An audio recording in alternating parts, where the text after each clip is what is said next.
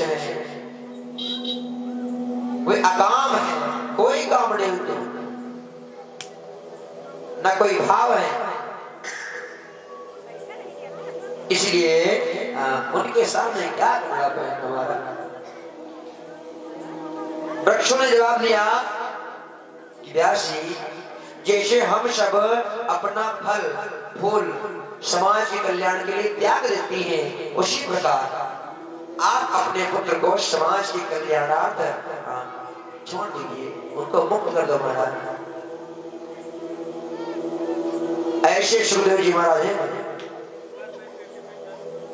सुखदेव जी पहुंचे, जैसे सुखदेव जी पहुंचते हैं, सुंदर स्तवन किया, पूजन करने के लिए चल पड़ते हैं। तो महात्माओं ने समझाया, सुखदेव जी महाराज बहुत देर रुकते नहीं है,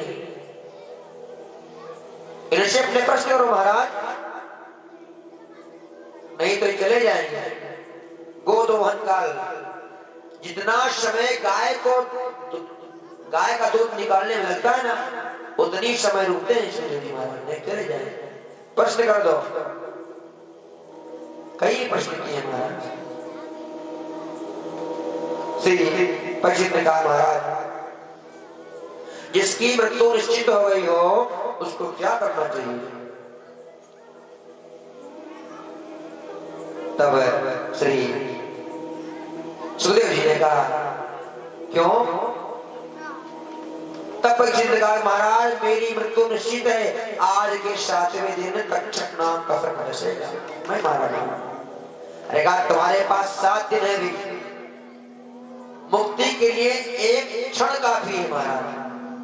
खड़वांग राजन हुए, मार 2.5 घड़ी में मुक्ति प्राप्त कर लिया। 2.5 घड़ी, मार 1 घंटा, आपके पास तो बहुत समय है। तब अन्य प्रश्न करते हैं महाराज,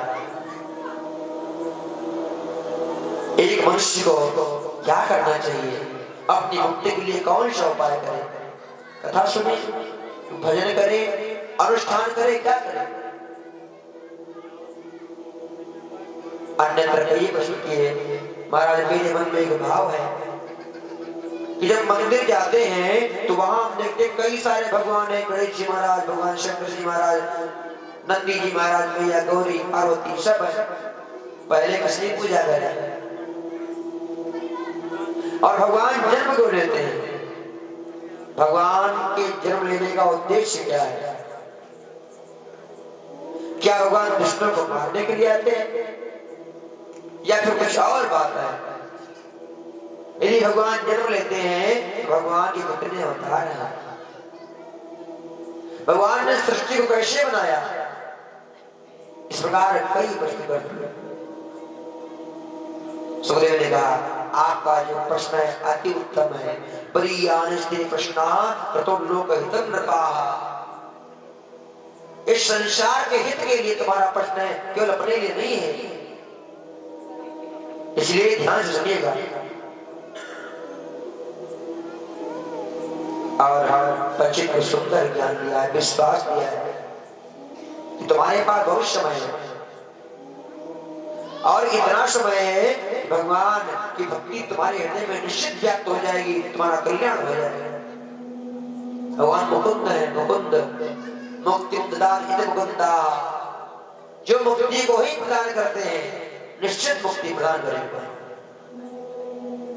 क्योंकि वही सारे संसार बनाने वाला है। एक अंग्रेजी विद्वान ने लिखा, God is the creator of this whole universe. सारे विश्व को बनाता है और कहीं से कुछ नहीं लाता, सब कुछ अपने से ही प्रकट करता है। इसलिए भगवान का ध्यान करो और दूसरे ध्यान करें, विधि बताओ। तब सुखदेव जी कहते हैं, जिता स्तनो जित श्वासो जित संगो जितेन्द्रियाः अस्थूलो भगवते रूपे मना संकारेन्द्रियाः। जितासनो, पहले अपने आसन को जीतो महाराज।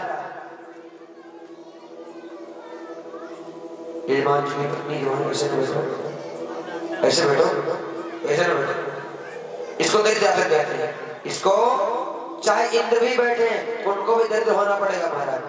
इसलिए आसन बताया ना, जितासनो, पहले अपने आसन पर विजय प्राप्त करो, देर तक बैठने का अभ्यास करिए महाराज। जित श्वास, अपने श्वास पर विजय प्राप्त करो। एक उपाय जानते हो, जब आप जवान रहेंगे तो बुजुर्ग व्यक्ति को अपने शरीर पर कंट्रोल नहीं रहता। जो बुजुर्ग हो जाता है,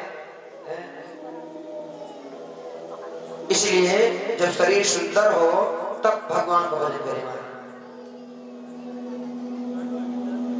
भाई बुजुर्ग हो गए, बैठ नहीं पाते हैं, कौन से भजन करोगे? सांस नहीं रुकती है, दांत नहीं है, राग होगे फाड़ निकलेगा, दांत नहीं हवा कहां भर पाएगा। कुछ शब्द होते हैं जो दांत से ही बोले जाते हैं, दांत नहीं रहेंगे तो नहीं निकलेगा। श्वास रुकेगा। इसलिए भजन कर मस्त जवानी में बुढ़ापा किसने देखा है। बताते हैं जित संगो, संग पर विजय प्राप्त करने वाला। जो आपका संग हो, जो आपके मित्र हो, अच्छे हो, तब तो तुम्हारा भजन में मन लगेगा। और नहीं जो मित्र दुष्ट है, हाँ तो जितेंद्रिया, अपनी इंद्रिय पर विजय प्राप्त करें। पहले आसन को जीतना पड़ेगा, उसके बाद अपनी सांस प्राप्त करिए, फिर संग जीतो। और जब ये सारे कार्य हो जाएंगे तब जितेंद्रिय बनेगा, तब आपको अपनी इंद्रियों पर कंट्रोल हो जाएगा। फिर क्या करें महाराज? अस्थूलो भगवते रूपे मना संसारेन्द्रिया। तब भगवान के स्थूल से लेकर के बड़े शरीर का ध्यान करें, विराट स्वरूप का ध्यान करें महाराज। कैसे? पाताल से सजनामा, पद पाताल से सजनामा,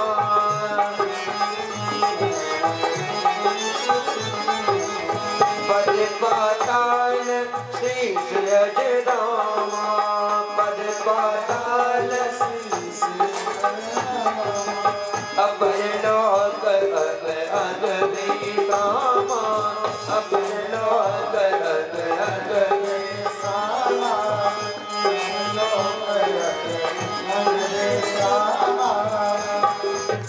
कहते हैं जितना भी हमको दिखता है उन सब में मात्र भगवान कर सको।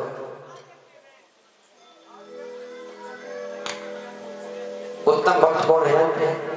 उत्तम वो है जिसको जड़ और जीव सब में भगवान का दर्शन है। मध्यम कौन है? मध्यम वो है जिनको मात्र संतों में और मंदिरों में ही भगवान दिखे, वो मध्यम प्रकार के। इसलिए उत्तम भगत बनो महाराज। जो भी दिखे ये मानना चाहिए भगवान ने कितना सुंदर बनाया है। कहते हैं हरि पद सर्वत्र समाना, हरि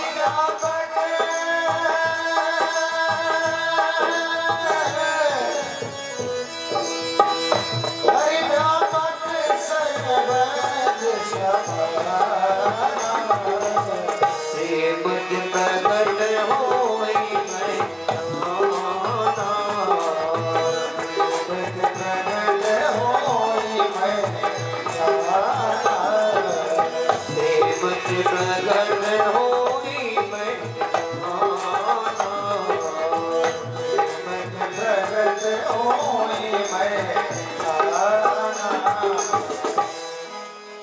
हरि व्यापक शरण समाना, ईशावास्यं सर्वं यत्किंच जगत्यां जगत्, ईशावास्यं सर्वं यत्किंच जगत्यां जगत्। भगवान कण कण में है, पर हमारा विश्वास जो है वो नहीं है। और जहां विश्वास आ जाएगा कल्याण वहीं से हो जाएगा, क्योंकि हमारे प्रभु कण कण में है। चाहे मंदिर में भगवान हो या यहाँ भगवान हो, चाहे मस्जिद में हो, चाहे चर्च में हो, मेरे भगवान सभी जगह है। आपको देखना है, आप देख कहां पाते हैं। भगवान के लिए ऐसी कोई जगह नहीं है जहां भगवान नहीं है।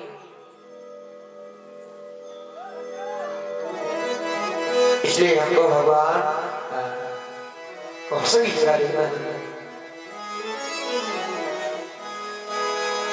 और क्या करें महाराज, तब कथा सुनो, क्योंकि जो कथा नहीं सुनता उसके मन में भक्ति कभी नहीं आती। भाई भगवान की विषय में जानेंगे तभी उनसे लगाव हो पाएगा, जानेंगे नहीं लगाव कैसे हो पाएगा। इसलिए भगवान की विषय में जानना भी आवश्यक है।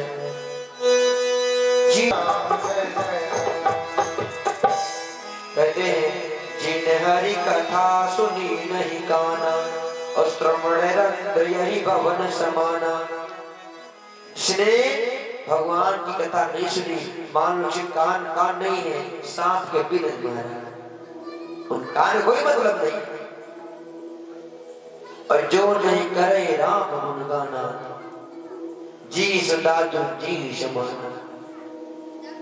जो हमारा मुख है, मैंने कल बताया कि भगवान का नाम लेने के लिए ही है, इसका दूसरा और विशेष कोई कारण नहीं है। इसलिए भगवान का नाम अवश्य लेना है। श्री परीक्षित ने कहा महाराज यदि तब भी मन न लगे तो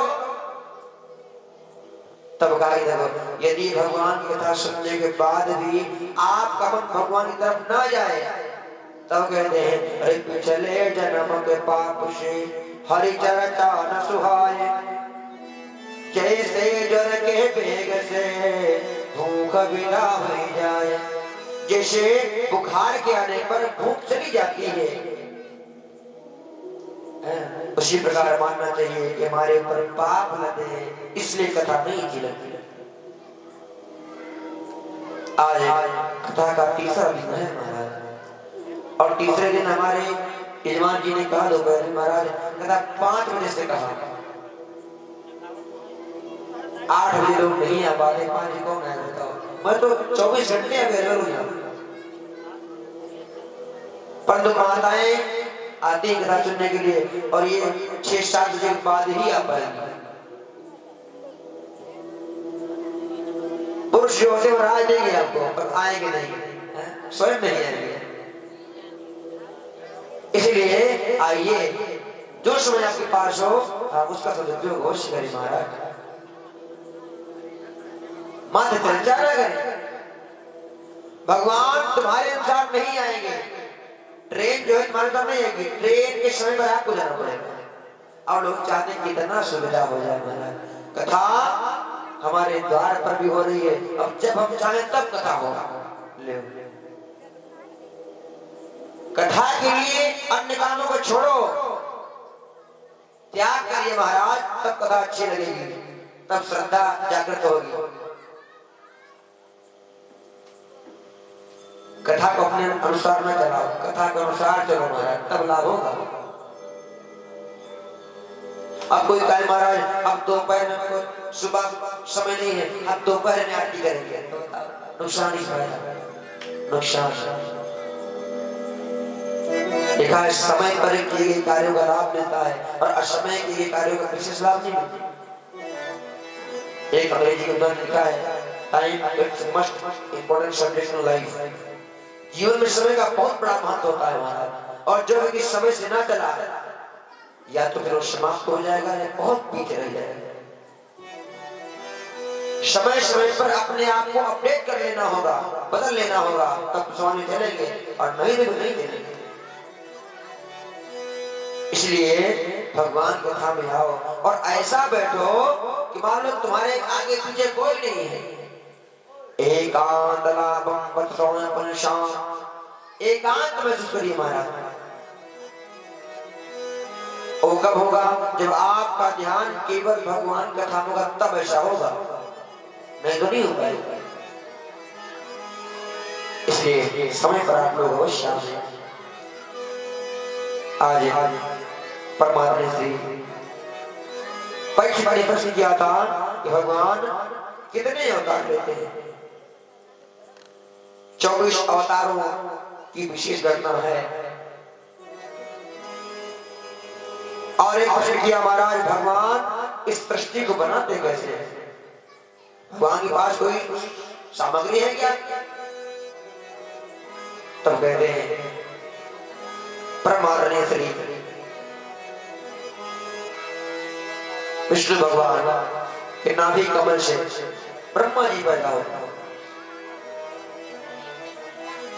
ब्रह्मा जी पैदा हुए कमल पर। ब्रह्मा जी ने चारों ओर देखा, कोई नहीं है। चारों ओर देखने के कारण के 4 सर हो गए हमारे, चतुर्मुख हैं।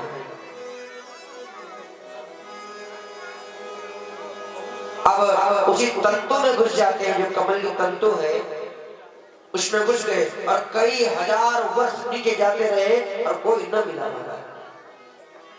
पुनः उतार गया तो इनको 2 शब्द सुनाई दिए, 2 अक्षर, त और प। तप करो, तपस्या करने के लिए। बहुत समय बाद भगवान प्रकट हुए, प्रणाम किया। ब्रह्मा जी ने कहा, प्रभु आप तो परिपूर्ण हैं, तो आपने हमको क्यों पैदा किया? मेरे उत्पत्ति का कारण क्या है महाराज? भगवान श्री विष्णु भगवान ने कहा, ब्रह्मा जी मैं चाहता हूं आप जाएं और सृष्टि विस्तार करो, सृष्टि को बढ़ाओ महाराज। ब्रह्मा जी आते हैं और सृष्टि क्रम में पहले 4 कुमार को बनाते हैं, पैदा करते हैं। वो भगवान के प्रथम अवतार भी हैं, सनक, सनंदन, सनातन और सनत कुमार। उन कुमारों ने पूछा, महाराज आज्ञा करो। कहा जाओ और सृष्टि करो। कहा महाराज ये नहीं पैदा, मैं सृष्टि नहीं करूंगा। ब्रह्मा जी ने कहा, तुमने मेरी बात का उल्लंघन किया है, मैं तुमको श्राप दे दूंगा। जाओ, तुम आज के बाद इतने कितने बड़े ही रहोगे, बढ़ोगे नहीं। इसलिए जो सनातन सनत कुमार है, ये मात्र 5 वर्ष के ही दिखाई देते हैं। अभी दोबारा क्रोध आया तो प्रकृति से रुद्र भगवान प्रकट होते हैं। बोलो होता भोलेनाथ की। रुद्र प्रकृति से पैदा हुए, क्रोध आने के कारण का सृष्टि करो। अब भगवान शिव ने भूतों की, प्रेतों की, चांडालों की सृष्टि करना प्रारंभ कर दी। ब्रह्मा जी ने कहा, भैया ऐसी सृष्टि ना करो, ऐसे नहीं दे। रुक गए वहीं पर। उसके बाद 10 वर्ष पैदा किए। मरीज अंगिशो प्रस्त्यः पुलहत्ततो भगवशिष्टो दक्षश्च दशमस्तु नारद। ब्रह्मा जी के मन से पैदा हुए मरीचि जी महाराज अत्रि आंखों से पैदा होते हैं। अंगिरा जी भगवान ब्रह्मा के मुख से पैदा हुए। पुलस्त महाराज कानों से पैदा होते हैं। पुलह नाभि से, क्रतु हाथ से और भृगु महाराज चमड़े से पैदा हुए। सृष्टि क्रम नहीं हुआ। वशिष्ठ का प्रादुर्भाव प्राणों से होता है। दक्ष महाराज अंगूठे से पैदा हुए और नारद जी महाराज जांघ से पैदा होते हैं। दाहिने अस्तन से धर्म पैदा होता है महाराज और पीठ से अधर्म। इसीलिए व्यक्ति को अपने धर्म दिखाई पड़ते हैं और अधर्म दिखाई नहीं पड़ते। पुण्य तो दिखाई पड़ते हैं और पाप नहीं दिखाई पड़ते।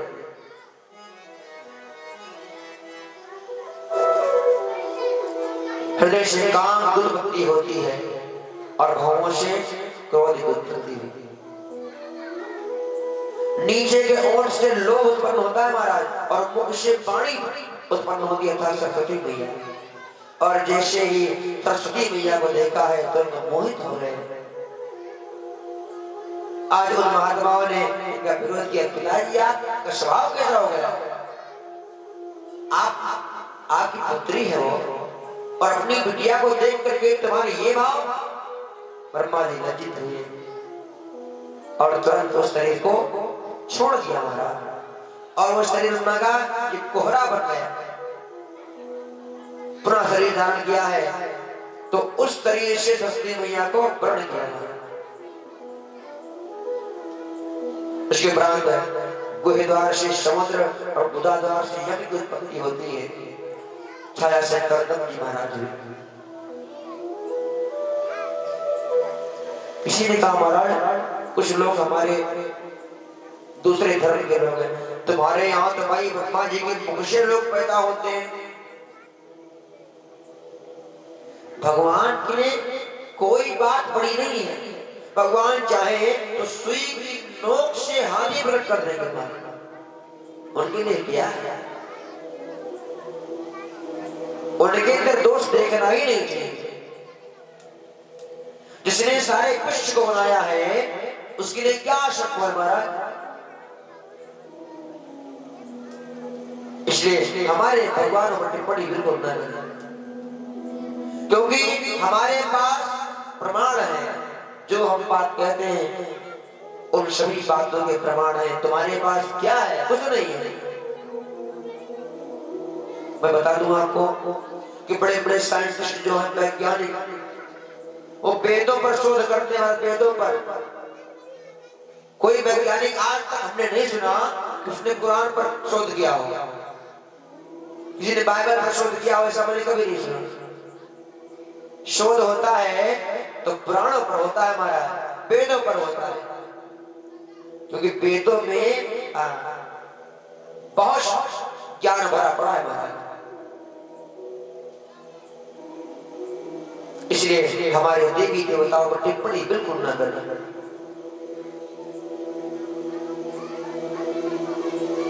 आज का दौर इतना बुरा हो चला है, कभी कभी बहुत बुरा लगता है। हमारे ही धर्म के लोग हमारी संस्कृति पर टिप्पणी करते हैं, तब बुरा लगता है। ये केवल हमारे ही देश में है और किसी देश में नहीं है। हमारे देश में हमेशा दोहरी राजनीति हुई महाराज। सनातन धर्म के खिलाफ हमेशा से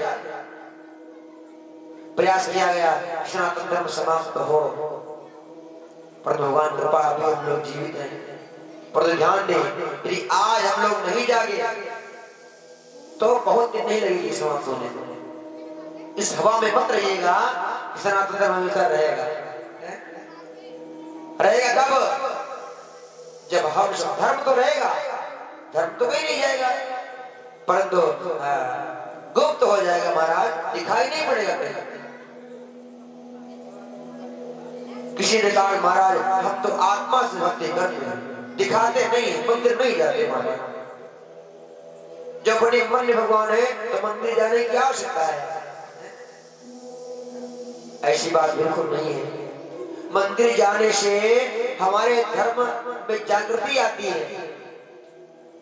यदि कोई धर्म की संसद हो, धार्मिक अनुष्ठान हो, उसमें जितने लोग इकट्ठा होते हैं उससे लगता है कि हमारा धर्म अभी कितना जीवित है। जल यात्रा हो, उसमें दिखाई पड़ता है कि धर्म में कितने लोग सम्मिलित हैं। इसलिए अभी जागो महाराज, ना नीक लगे फिर भी आओ, अच्छा ना लगे फिर भी आइए। धर्म के लिए ही केवल आओ महाराज, क्योंकि धर्म चला जाएगा हाँ तो फिर हो नहीं पाएगा। इसलिए बचो अभी महाराज, जाति में ना बटो महाराज, चाहे वो ब्राह्मण हो, क्षत्रिय हो, वैश्य हो, शूद्र हो, सब एक है, अलग अलग कोई नहीं है। हमारे धर्म में किसी को छोटा बड़ा बताया ही नहीं गया, केवल कार्य अलग अलग है, ध्यान दीजिएगा। जैसे पिता के कई कार्य होते हैं, किसी के लिए पिता है, किसी के लिए पुत्र है और किसी के लिए पति है, आदमी है कई है। उसी प्रकार समाज में विभिन्न कार्य हैं और उन कार्यों को करने से ही व्यक्ति के बताया गया ये भी है, चाहे कोई नाई जो बाल बनाने वाला नाई है,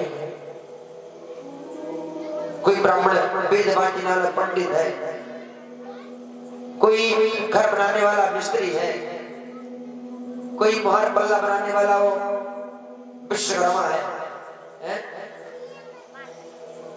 किसी को हीन भावना से नहीं देखा गया, कार्य अलग अलग है बस। विश्वकर्मा भगवान विष्णु का अवतार है। हमारे वेदों में, हमारे धर्मशास्त्र में सभी जातियों को सुंदर सम्मान दिया गया है। हाँ, एक बात और है, लोग अपने कारण अपने को नीच मान लेते हैं। कैसे? चार व्यक्ति बैठे हो, चारों में ब्राह्मण क्षत्रिय वैश्य शूद्र बैठे हो, उसमें कैसे पता चलेगा पंडित कौन है? आचरणों के द्वारा महाराज। पंडित हो और वो मदिरा पान करके बैठा है, उसको आप क्या कहेंगे? पंडित ही नहीं हो सकते।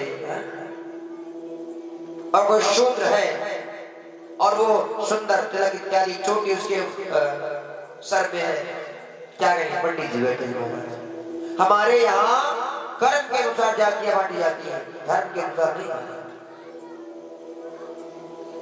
इसलिए कोई नेता यदि भाषण उल्टा सीधा देता है, उसकी बातों में ना हो महाराज।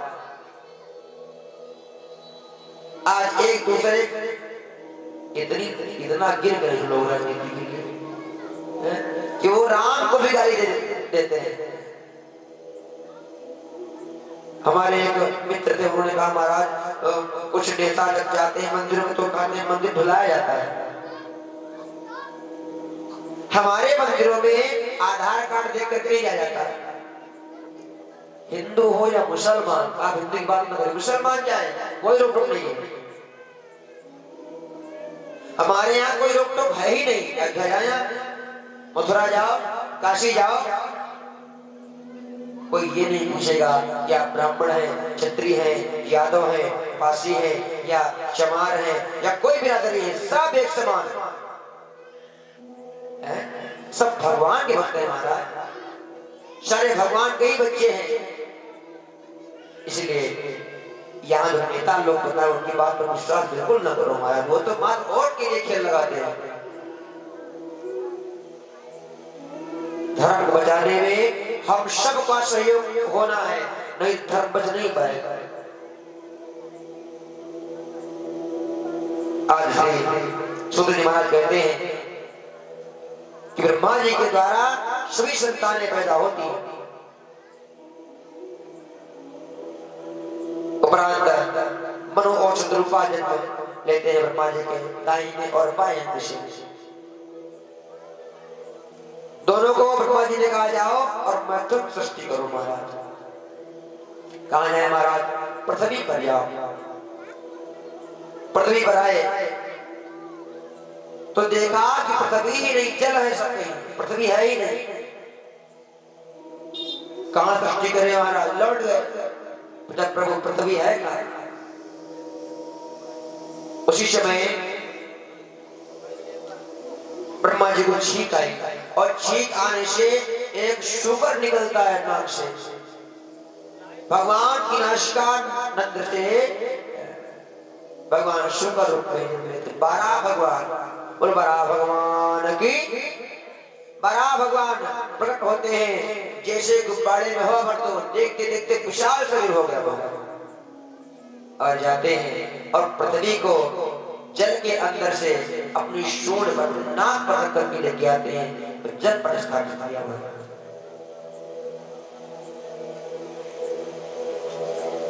अच्छा, किसी ने कहा महाराज ये मनुष्य रूपा कहानी गलत है। साइंस में लिखा है कि पहले जो मनुष्य थे बंदर हुआ करते थे और धीरे धीरे विकास हुआ। ऐसा लोग किताबों में मैंने पढ़ा है। जब पहले मनुष्य बंदर मनुष्य हो गए, आज के बंदर कह रहे गए भाई ये मनुष्य को नहीं बोलते हैं। आज के जो बंदर है तो बंदर रह गए। अरे बंदरों की उम्र मात्र 20 साल होती है। हर एक योनियां है यहाँ, भैंस ही रहेगी, गाय नहीं बन पाएगी, बंदर रहेगा महाराज, कुत्ता ही रहेगा। जिस योनि में पैदा हो गए योनि बदलेगी। हमारे यहाँ साइंस से लेकर के शास्त्रों तक को बदलने का प्रयास किया गया महाराज। खूब भरा गया, पर जब भर ना पाए क्या करें, साइंटिस्ट भी आपके यहाँ मुरीद हो गए आपके वेदों में। इसलिए आपका धर्म सर्वश्रेष्ठ है। इसलिए अपने धर्म को, यदि कोई तुम्हारे गांव हो महाराज, कुछ लोग अब निकले हैं वो ईशु वाले लोग, वो गांव गांव जाते हैं और जो एससी वाले लोग हैं उनको बहलाते हैं, जो कम पढ़ा लिखा व्यक्ति उसको बहलाते हैं, कहते तुम्हारे भगवान में कितना तुम नहीं मारा, तुम्हारे भगवान को देखो, जल फूंक करके देते हैं और कोई भजन कीर्तन बना ले महाराज। जिसके अंदर भारतीय संस्कृति नहीं है, नए नए भगवान पैदा हो गए। जैसे गांव में आवे पुलिस को फोन कर दो, चमड़ा हो गया ठीक महाराज। हमारे देश में किसी भी धर्म के लोगों को बहकाना फैलाना अपराध है, दंडनीय अपराध है। इसलिए जिस धर्म में पैदा हो गए हो वही धर्म आपके लिए श्रेष्ठ है महाराज। बस कर्म अच्छे करो। इस प्रकार आज भगवान ने सुंदर पृथ्वी को स्थापित किया। पूछ गया महाराज इस पृथ्वी को ले कौन गया था? तब कहते हैं ये राक्षस दो हैं, एक का नाम है हिरण्याक्ष और एक का नाम हिरण्यकश्यप। ये कश्यप के पुत्र हैं महाराज। पूछ गया प्रभु कश्यप जी महाराज इतने धर्मात्मा हैं और कश्यप का पुत्र इतना दुष्ट कैसे हो गया? कहते हैं यदि दाक्षायणे चंतमारी कश्यपं पतिं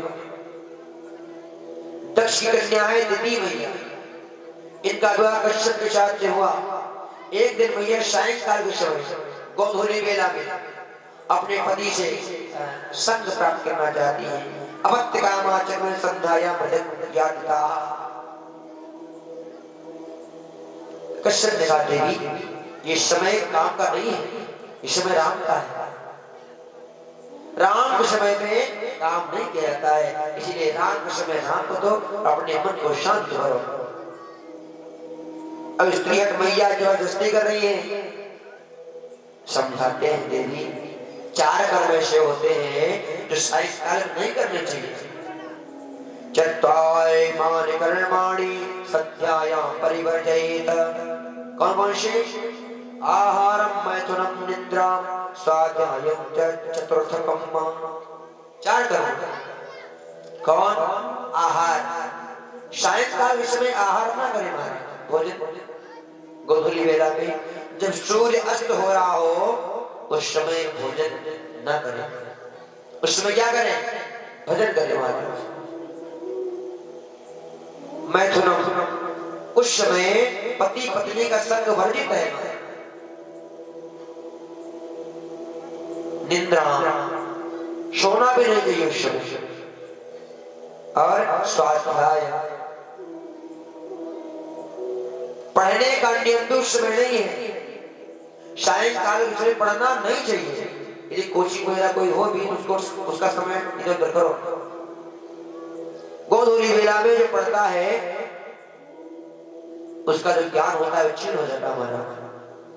क्यों? आहारे जायते व्याधि गर्भदुष्टस्तमैथुनैः। जो लोग उस समय आहार करते हैं वो रोगी हो जाते हैं। आहारे जायते व्याधि, और गर्भ जो आएगा लिखा है गर्भदुष्टस्तमैथुनैः, उस समय का बालक दुष्ट निकलेगा, ये निश्चित है।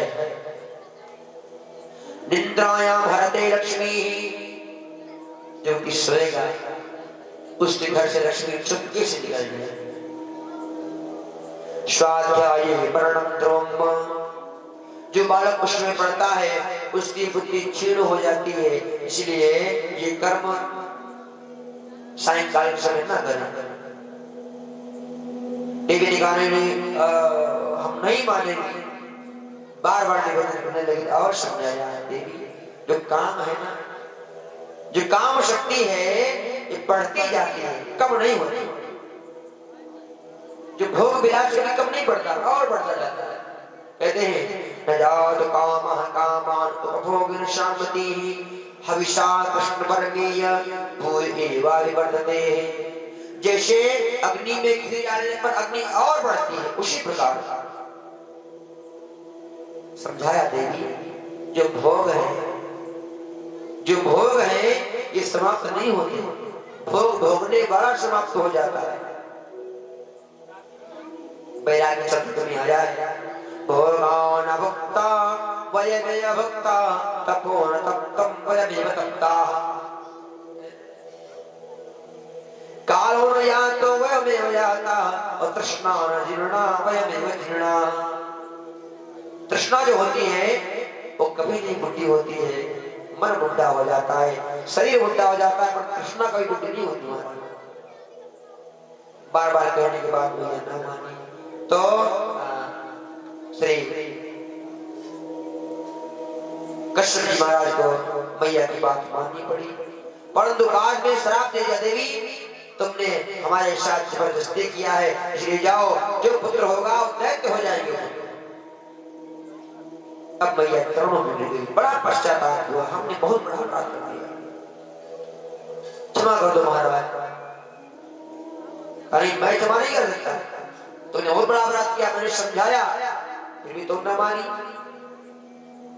प्रभु क्षमा कर दो। बार बार निवेदन किया, कहा जाओ तुम्हारे पुत्र तो दुष्ट होंगे पर पात्र जो होगा वो भगवान ऐसा भक्त निकलेगा सारे कुल को तार देगा महाराज।